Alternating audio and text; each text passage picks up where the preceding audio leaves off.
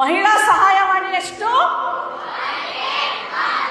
ಈ ಸಹಾಯವಾಣಿಗೆ ಯಾವುದಾದ್ರೂ ತಾಯಿ, ಯಾವುದಾದ್ರೂ ಹೆಣ್ಣು ಮಗಳು, ಯಾವುದಾದ್ರೂ ಮಹಿಳೆ ದೌರ್ಜನ್ಯಕ್ಕೆ ಒಳಗಾದಾಗ, ಒಂದು ಎಕ್ಸಾಂಪಲ್, ನಮ್ಮ ಮನೆ ಮುಂದೆ ಒಂದಿನ ನಾನು 5:15 ಬಾಗಿಲು ತೆಗೆದಾಗ ಒಂದು ತಾಯಿ ಒಂದು ಮಗುವನ್ನ ಎತ್ಕೊಂಡು ಕುಲಾವಿ ಸರಿ ಮಾಡ್ತಾ ಇರ್ತಾಳೆ. ನಾನು ಯಾಕೆ ಇವಳು ಇಷ್ಟು ಬೇಗ ಬಂದಿದ್ದಾಳೆ ಅಂದ್ಬಿಟ್ಟು ನಮ್ಮ ಮನೆ ಹುಡುಗನ್ನ ಕಳಿಸ್ತೀನಿ, ಕರಿ ಆ ತಾಯಿನ ಅಂತ. ಆ ತಾಯಿ ಬಂದಾಗ ರಕ್ತ ಸೋರ್ತಾ ಇರುತ್ತೆ.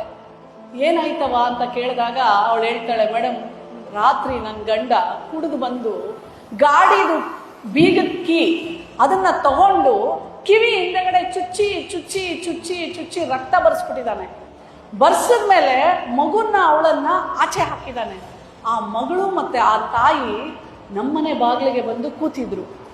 ಅವಾಗ ಆ ತಾಯಿಗೆ ಅಂಥ ಟೈಮಲ್ಲಿ ಪೊಲೀಸ್ ಸ್ಟೇಷನ್ ಹೋಗಕ್ಕೆ ಭಯ, ಲಾಯರ್ ಎಲ್ಲಿದಾರೋ ದುಡ್ಡಿಲ್ಲ, ಡಾಕ್ಟರ್ ಹತ್ರ ಹೋಗಕ್ಕೆ ದುಡ್ಡಿಲ್ಲ, ಯಾರ ಹತ್ರ ಹೋಗ್ಬೇಕು ಅಂತ ಗೊತ್ತಿಲ್ಲ.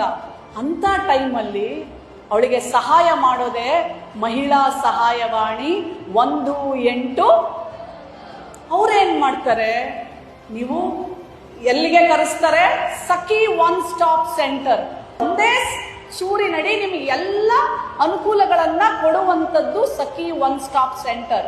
ಅವ್ರೇನ್ ಮಾಡ್ತಾರೆ, ಆ ತಾಯಿಗೆ ಫಸ್ಟ್ ಪೊಲೀಸ್ ಅವ್ರಿಗೆ ಕರೆಸಿ, ಅವಳು ಹೋಗ್ಬೇಕಾಗಿಲ್ಲ ಪೊಲೀಸ್ ಸ್ಟೇಷನ್ಗೆ, ಪೊಲೀಸ್ ಅವರೇ ಬರ್ತಾರೆ.